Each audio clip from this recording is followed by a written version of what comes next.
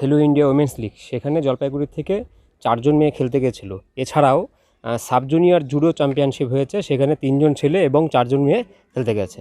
খেলো Indian women's judo লিগে জলপাইগুড়ি জেলার 2টি সোনা এবং 2টি রূপো সহ 3টি ব্রোঞ্জ জয় করলো। পাশাপাশি সাব জুনিয়র জুডো চ্যাম্পিয়নশিপে 3টি ব্রোঞ্জ পদক এলো জেলাতে। আজ সকালে 7 জনের ওই জেলা স্তরের টিম জলপাইগুড়ি রোড স্টেশনে নামার পরেই এই খবর দেওয়া হয়েছে জলপাইগুড়ি ডিস্ট্রিক্ট জুডো অ্যাসোসিয়েশনের পক্ষ থেকে। অ্যাসোসিয়েশনের বক্তব্য, চূড়ান্ত পরিকাঠামোর অভাবের পরেও জুডোতে এই ফল হয়েছে। পরিকাঠামোর সুবিধা পাওয়া গেলে আরও বেশি সোনার পদক আসত জেলাতে। গতকাল কলকাতার আগরপাড়াতে জেলা স্তরের এই 2টি খেলা অনুষ্ঠিত হয়, যেখানে উত্তরবঙ্গ সহ দক্ষিণবঙ্গ মিলিয়ে মোট 17টি জেলা অংশগ্রহণ করেছিল। সেই জায়গা থেকে খেলো ইন্ডিয়া ওমেন্স লিগে 2টি ক্যাটাগরিতে সোনা এসেছে। এর মধ্যে 78 কেজির নিচে ক্যাটাগরিতে পিয়া দাস এবং 52 কেজির নিচের ক্যাটাগরিতে অনন্যা রায় সোনা জয় করেছে। অন্যদিকে 44 কেজি ক্যাটাগরিতে মামনি রায় এবং 57 কেজির নিচের ক্যাটাগরিতে সুহানি প্রসাদ রূপো পেয়েছে। এছাড়া সাব জুনিয়র চ্যাম্পিয়নশিপে সুব্রত রায়, মোহিত রায় এবং জুনিয়র গার্লসে সুহানি প্রসাদ ব্রোঞ্জ পদক জয় করেছে। এদিন জলপাইগুড়ি ডিস্ট্রিক্ট জুডো অ্যাসোসিয়েশনের সম্পাদক কৌশিক সাহা বলেন, অংশগ্রহণকারীদের মধ্যে একজন কলেজ পড়ুয়া হলেও বাকি সকলে স্কুলের ছাত্রছাত্রী। পরিকাঠামোর অপ্রতুলতার মধ্যেও এরা ফল করেছে। পরিকাঠামো থাকলে আরও ভালো ফল করা যেত। যারা সোনা জয় করেছে তারা খেলো ইন্ডিয়া ওমেন্স লিগে রাজ্যের জন্য জাতীয় স্তরে খেলতে পারবে বলেও জানান তিনি।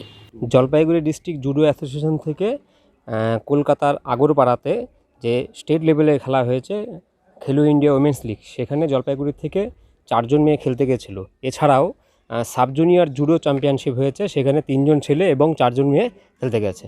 সেখানে 2 জন গোল্ড পেয়েছে খেলো ইন্ডিয়া উমেন্স লিগে, 2টো সিলভার পেয়েছে আর 3টা ব্রোঞ্জ পেয়েছে।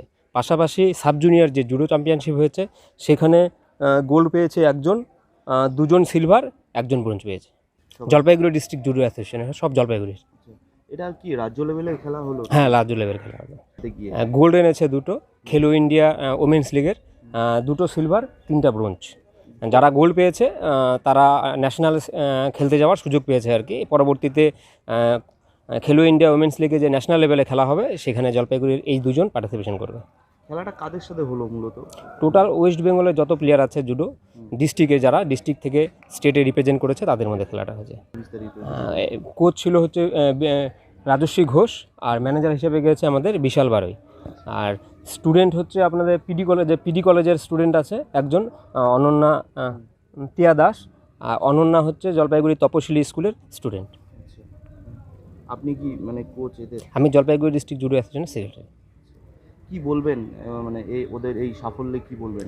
সাফল্যে আমরা খুশি, আরও পরবর্তীতে যাতে আরও ভালো রেজাল্ট করে। কিন্তু আমাদের সবচেয়ে বড় সমস্যা আমাদের জুডো ম্যাট আর প্র্যাকটিস করানোর জায়গার খুব অভাব, যে কারণে আজকে যে 2টো মেডেল হয়েছে, আমরা যদি প্র্যাকটিস আরও ভালো করে করাতে পারতাম, প্র্যাকটিসের জায়গা ভালো পেতাম, তাহলে আশা রাখি এখানে 4-5টা মেডেল আসতো আমাদের গোল্ড। ভাবছি যে প্রশাসনের দ্বারস্থ হব। আমাদের মমতা ব্যানার্জি 20খানা ম্যাট দিয়েছিল, বিভিন্ন অ্যাসোসিয়েশনকে যে কোচিং ক্যাম্পে টাকা দিয়েছে, সেই টাকায় আমরা 20খানা ম্যাট কিনেছিলাম। আবার দিদির দ্বারস্থ হব, দিদিকে অনুরোধ করব যে এদের জন্য, স্টুডেন্টদের জন্য তো সমস্ত কিছু, যে এদের জন্য যদি আমাদের জলপাইগুড়ির বুকে জুডোর জন্য কিছু দিদি করেন, তাহলে খুবই উপকার হয়। এবং পাশাপাশি আমরা স্কুল লেভেলেও এবার খেলতে যাবে, স্টেট লেভেলে কলকাতা। এই আগামী 9 তারিখে খেলা আছে হাওড়াতে, সেখান থেকে সাফল্য হলে ন্যাশনাল খেলতে যাবে। তো যদি এখানে ওদের পরিকাঠামোটা আমরা দিতে পারি সবাই মিলে, তাহলে পরবর্তীতে জলপাইগুড়ি এবং সর্বোপরি ওয়েস্ট বেঙ্গলের জন্য আমরা কিছু করতে পারবো।